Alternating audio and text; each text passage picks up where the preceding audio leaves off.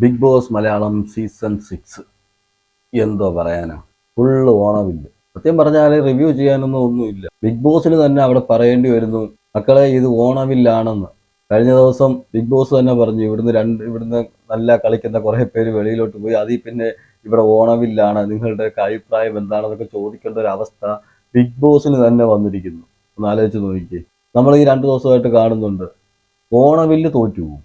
അത്രയും ഗതികെട്ട രീതിയിലാണ് ഇപ്പം ബിഗ് ബോസ് പൊയ്ക്കൊണ്ടിരിക്കുന്നത്. എടുത്തു പറയത്തക്ക കണ്ടന്റുകൾ പോലും ഇല്ല. പിന്നെ ഉള്ളത് ജാസ്മിൻ്റെയും ഗബ്രിയുടെയും നാടകം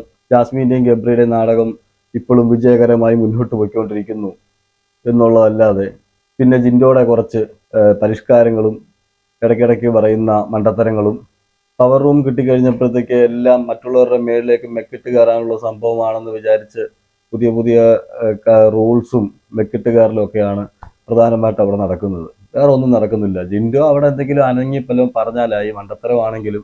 പിന്നെ റസ്മിൻ, ഞാൻ വിചാരിച്ചു ആദ്യം ശ്രീരേഖയാണ് പ്രശ്നമെന്ന്.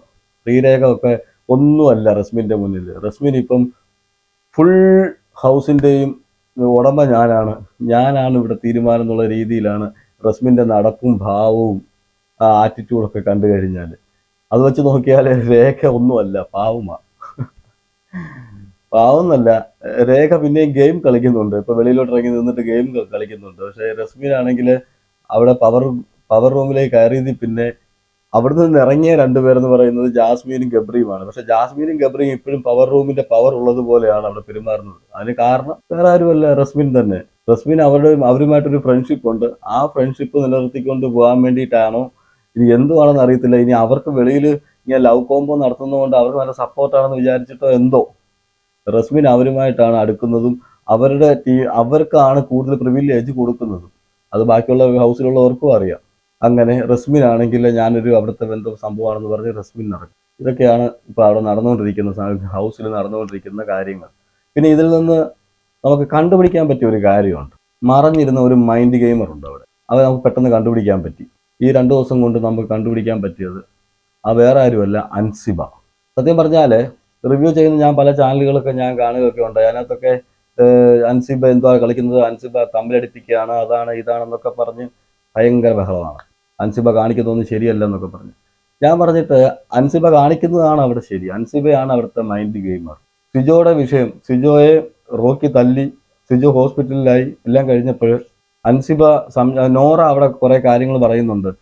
സിജോയാണ് അവിടെ പ്രശ്നങ്ങൾ ഉണ്ടാക്കിയത്, കൂടുതലും പ്രൊവോക്ക് ചെയ്തു, ഒരുപാട് പ്രൊവോക്ക് ചെയ്തു, നല്ല പ്രൊവോക്ക് ചെയ്തിട്ട് അടി വാങ്ങിച്ചതാണെന്നുള്ള രീതിയിൽ തന്നെ നോറ അവിടെ പറയുന്നുണ്ട്. അതിനെ കഴിഞ്ഞ ദിവസം അൻസിബയും മുടിയൻ എന്ന് പറയുന്നത് നമ്മുടെ ഋഷിയും അർജുനും കൂടി ഇന്ന് സംസാരിക്കുന്നുണ്ടായിരുന്നു. അവരുടെ വ്യൂ പോയിന്റ് നോക്കുമ്പോൾ നോറ പറഞ്ഞത് ഏകദേശം ശരിയാണ് എന്ന് തന്നെയാണ് അവർ പറയുന്നത്. ചിലപ്പോൾ അതിനെതിരെയൊക്കെ പറയുന്നവരുണ്ട്. തല്ലിയവനാണല്ലോ ഇവിടെ തല്ലിയവനേക്കാൾ കൂടുതൽ തല്ലുകൊണ്ടവനാണല്ലോ പ്രിവിലേജ് കൊടുക്കേണ്ടത്. സത്യമാണ്.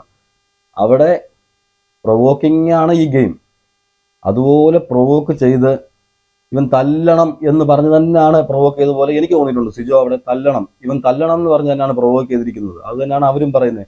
പക്ഷേ ഈ തല്ലുമ്പോൾ ഇത്രയും പവർഫുൾ ആയിട്ടുള്ള ഒരു അടി ആകുമെന്ന് ഒരിക്കലും സിജോ വിചാരിച്ച് കാണത്തില്ല. സിജോയെ ഒരു മൈൻഡ് ഗെയിം കളിച്ചിട്ടുണ്ട് അവിടെ. സിജോ കളിച്ച മൈൻഡ് ഗെയിം എന്താണെന്ന് വെച്ചാൽ, ഇവൻ തല്ലണം, ചെറുതായിട്ടാണെങ്കിൽ ഇവൻ തല്ലി പുറത്ത് പോകണം എന്നുള്ള രീതിയിലാണെന്നാണ് എനിക്ക് തോന്നുന്നത്. ആ പ്രൊവോക്കിംഗ് കണ്ടപ്പോൾ രാവിലെ മുതൽ അവിടെ പ്രൊവോക്കിംഗ് ഒക്കെ നടന്നിരുന്നു. മാക്സിമം പ്രൊവോക്ക് ചെയ്തിട്ടുണ്ട് അതിനകത്ത്. സിജോ മാക്സിമം പ്രൊവോക്ക് ചെയ്തിട്ടുണ്ട്. പിന്നെ സിജോയുടെ ഫാൻസുകാരുണ്ട്, കുറേ പേരുണ്ട്. അവർക്കൊന്നും ഞാൻ പറഞ്ഞത് ചിലപ്പോൾ ഇഷ്ടപ്പെടത്തില്ല. പക്ഷെ ഞാൻ എൻ്റെ വ്യൂ പോയിന്റാണ് പറയുന്നത്. സിജോ നല്ല പ്രൊവോക്ക് ചെയ്തു. പക്ഷേ സിജോ റോക്കി ഇങ്ങനെ തല്ലും എന്ന് വിചാരിച്ചിട്ടില്ല. അതാണ് കറക്റ്റ്. അതാണ് അൻസിബ അവിടെ പറഞ്ഞത്, കൈവിട്ടുപോയി എന്ന് പറഞ്ഞത്. എന്താണെന്ന് വെച്ചാൽ വലിയൊരു തല്ല് പ്രതീക്ഷിച്ചില്ല.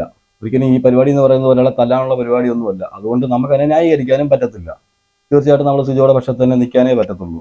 പ്രൊവോക്കിംഗ് എത്ര ചെയ്താലും അത് എതിരിൽ നിൽക്കുന്ന ആൾ അത് കൺട്രോൾ ചെയ്യുക എന്നുള്ളതായിരുന്നു. പക്ഷേ റോക്കി കൺട്രോൾ ചെയ്തില്ല. റോക്കി ആണെങ്കിൽ പെട്ടെന്നുള്ള ഒരു ദേഷ്യത്തിലോ എന്തത്തിലും ആയിക്കോട്ടെ കൈവച്ചു. അത് ഒരിക്കലും നമുക്ക് അംഗീകരിക്കാൻ പറ്റത്തില്ല. പക്ഷെ അവിടെ അൻസിബ അവിടെ ഒരു മൈൻഡ് ഗെയിം കളിക്കുന്നത് എന്താണെന്ന് വെച്ചാൽ, അൻസിബ ഇവരുടെ 3 പേരുടെ ടീമുണ്ട്. സത്യം പറഞ്ഞാൽ ആ ഹൗസിനുള്ളിൽ ഏറ്റവും ഒത്തൊരുമയോട് കൂടി പോകുന്ന ഒരു ടീം, ആ ടീമാണ് അൻസിബ, ഋഷി, അർജുൻ. ഇതിനകത്ത് എടുത്തു പറയേണ്ടത്, ഋഷി ഗെയിമിലേക്കൊന്നും വലുതായിട്ട് വരുന്നില്ല എന്നുണ്ടെങ്കിലും അർജുനും അൻസിബയും ഗെയിം നല്ല കളിക്കാൻ മുന്നോട്ട് പോകാൻ, ഈ ഗെയിമിനെ മുന്നോട്ട് കൊണ്ടുപോകാൻ ബിഗ് ബോസ് എന്ന ഈ ഗെയിമിനെ മുന്നോട്ട് കൊണ്ടുപോകാൻ ഉതകുന്ന 2 പേരാണ്. അൻസിബ അവിടുത്തെ കാര്യങ്ങളെല്ലാം നിരീക്ഷിക്കുകയും ഓരോരുത്തരെയും പഠിച്ചു വെച്ചിട്ടുണ്ട്. എന്നിട്ട് അൻസിബ എവിടൊക്കെ മരുന്നിടണം അവിടെയൊക്കെ കൃത്യമായിട്ട് മരുന്നിടുന്നുണ്ട്. സിജോ അവിടെ ഒരു മൈൻഡ് ഗെയിമർ ആണെങ്കിൽ, ഈ പറഞ്ഞ പോലെ പ്രൊവോക്കിംഗ് ഗെയിമിൽ മൈൻഡ് ഗെയിം കളിച്ച് റോക്കിയെ കൊണ്ട് തല്ലിച്ചെങ്കിൽ തീർച്ചയായിട്ടും അൻസിബ എന്തിനു കുറ്റം പറയണം? അൻസിബ അവിടെ മൈൻഡ് ഗെയിം അല്ലേ കളിക്കുന്നത്? ഈ ഗെയിം എന്ന് പറയുന്ന മൈൻഡ് ഗെയിം അല്ലേ? അപ്പോൾ പറയാം അവിടെ ന്യായം പറയണമെന്ന് പറയും. അവരുടെ വ്യൂ പോയിന്റിൽ നിന്ന് നോക്കിയാൽ ഇത് ന്യായമാണ്. അൻസിബയുടെയും അവരുടെ ടീമിന്റെയും വ്യൂ പോയിന്റിൽ നിന്ന് നോക്കിയാൽ അൻസിബ പറയുന്നത് ന്യായമാണ്. നോറ അവിടെ ആദ്യം അതിനു മുമ്പേ പറഞ്ഞു കഴിഞ്ഞു, ഏറ്റവും കൂടുതൽ പ്രൊവോക്ക് ചെയ്തത് അല്ലെങ്കിൽ തല്ലണം എന്ന് പറഞ്ഞ് തന്നെ നിന്ന് കൊടുത്തത്, പിന്നെ തല്ലിയിട്ട് നീ തല്ലി പുറത്ത് പോകണം, ആ റോക്കി തല്ലി പുറത്ത് പോകണം എന്ന് വിചാരിച്ച് പ്രൊവോക്ക് ചെയ്തത് സിജു ആണെന്ന് നമുക്കെല്ലാവരും, കാണുന്നവർക്കെല്ലാം അത് മനസ്സിലാവും. മാക്സിമം പ്രൊവോക്ക് ചെയ്തിട്ടുണ്ട്. അങ്ങനെ മൈൻഡ് ഗെയിം കളിച്ച ആളാണ് സിജോ എങ്കിൽ തീർച്ചയായിട്ടും അൻസിബ കളിക്കുന്നത് ഒരു മൈൻഡ് ഗെയിമാണ്. അൻസിബയുടെ ഗെയിം ആദ്യമേ രതീഷിനെതിരെയായിരുന്നു ഗെയിം കളിച്ചത്. അപ്പോൾ നമ്മൾ അത്രയും അങ്ങോട്ട് അൻസിബയെ പോയിന്റ് ചെയ്തില്ലായിരുന്നു. പക്ഷേ ഇപ്പോൾ നമുക്ക് അൻസിബയെ മനസ്സിലായത് അൻസിബ ബെസ്റ്റ് ഒരു മൈൻഡ് ഗെയിമറാണ്, ബിഗ് ബോസ് മെറ്റീരിയൽ തന്നെയാണ്. ആദ്യമൊക്കെ നമ്മൾ വിചാരിച്ചു അവിടെ ചറിഞ്ഞുകൂടി വന്നിരിക്കുമെന്നാണ് വിചാരിച്ചത്, അതൊന്നുമല്ല. അതുപോലെ അർജുൻ നല്ലൊരു കളിക്കാരനാണ്, ബിഗ് ബോസിന് പറ്റിയ ഈ പറഞ്ഞ പോലെ തന്നെ ഒരു മെറ്റീരിയലാണ് അർജുൻ്റെ ഗെയിം സ്വന്തമായിട്ട് കളിക്കുന്നുണ്ട്. പിന്നെ അവിടുന്ന് ഇവിടുന്നൊക്കെ കിട്ടുന്ന കാര്യങ്ങൾ അങ്ങോട്ടും ഇങ്ങോട്ടും, പക്ഷേ പരദൂഷണം പറച്ചിലും അതൊന്നുമില്ല. അർജുൻ എന്ത് കാര്യത്തിൽ ഇടപെടാൻ തോന്നുന്നു ആ കാര്യത്തിൽ അർജുൻ കറക്റ്റ് ഇടപെടുകയും അവിടെ കൃത്യമായി കാര്യങ്ങൾ പറയുകയും ചെയ്യുന്നുണ്ട്. അപ്പോൾ അർജുനും നല്ലൊരു മെറ്റീരിയലാണ്. പക്ഷേ അവിടെ മുടിയന് പക്ഷെ അത്രയും ഇല്ല. മുടിയൻ പെട്ടെന്ന് സെൻറ്റി ആവുകയും പെട്ടെന്ന് ഒരു ആത്മാർത്ഥതയൊക്കെ പെട്ടെന്ന് വരും. അപ്പോഴത്തേക്ക് ഗെയിം അവിടെ പൊളിഞ്ഞു പോകുന്നു. എന്നാലും ഇവർ 3 പേരുടെ ടീം നല്ലൊരു ടീമായിട്ട് എനിക്ക് തോന്നിയിട്ടുണ്ട്. ബാക്കിയില്ല, ആർക്കും ഇല്ലാത്തൊരു ഒത്തൊരുമയൊക്കെ ഇവർക്കുണ്ട്, ഈ 3 പേർക്കും ഉണ്ട്. അതുകൊണ്ട് തന്നെ എനിക്കെന്തോ ആ ടീമിനെ എനിക്കിഷ്ടമാണ്.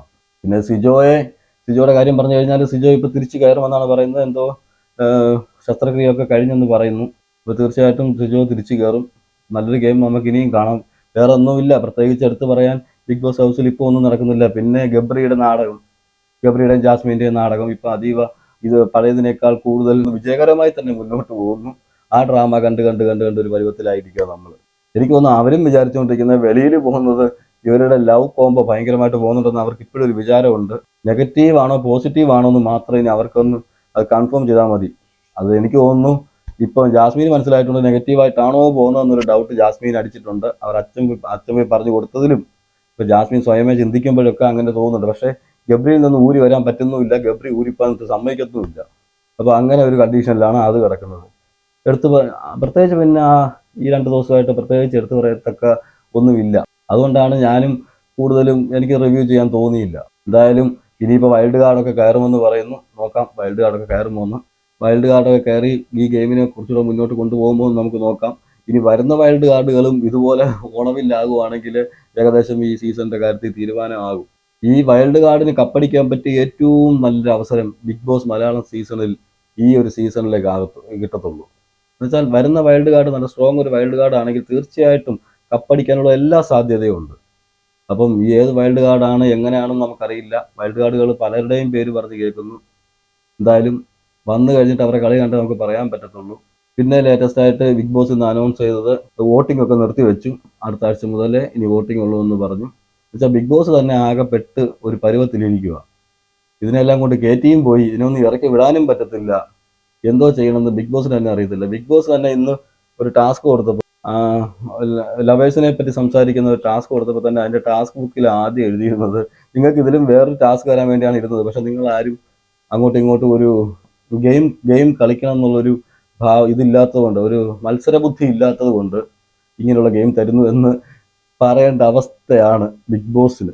ബിഗ് ബോസിനും അറിയാം ഇപ്പം ഇതിനകത്തിരിക്കുന്ന ആർക്കും കപ്പ് കൊടുക്കാനുള്ള ആരും ഇല്ല, അതുമല്ല ബൂസ്റ്റ് ചെയ്യപ്പെടാനായിട്ട് ആരുമില്ല, ആരും അങ്ങോട്ട് മുന്നോട്ട് വരുന്നില്ല, കളിച്ച് മുന്നോട്ട് വരുന്നില്ലെന്ന് മനസ്സിലായിട്ടുണ്ട്. ഇനി വൈൽഡ് കാർഡാണ് ഒരു പ്രതീക്ഷ. ആ പ്രതീക്ഷ ഇനി എന്താവും നമുക്ക് ഈ കണ്ടിരുന്ന് കാണാനല്ലേ പറ്റൂ. നമുക്ക് നോക്കാം. എന്തായാലും വൈൽഡ് കാർഡ് കയറട്ടെ. ഈ വരുന്ന വൈൽഡ് കാർഡെങ്കിലും ഗെയിമിനെ ഒന്ന് മുന്നോട്ട് കൊണ്ടുപോകട്ടെ, ഈ ഗെയിമിനെ മുന്നോട്ട് കൊണ്ടുപോകാൻ കഴിയട്ടെ എന്നേ നമുക്ക് പറയാൻ പറ്റത്തുള്ളൂ. ഇപ്പം ഹൗസിലുള്ളവരൊന്നും ഗെയിം കളിക്കാനോ ഒരു മത്സരബുദ്ധി ഉള്ളവരോ ഒന്നുമല്ല. അപ്പോൾ തീർച്ചയായിട്ടും ഇനി മുന്നോട്ട് പോകും, ഇനി വൈൽഡ് കാർഡൊക്കെ വന്നത് നോക്കാം. എന്തായാലും കണ്ടന്റുകൾ ഉണ്ടെങ്കിൽ മറ്റൊരു വീഡിയോയുമായിട്ട് നമുക്ക് കാണാം.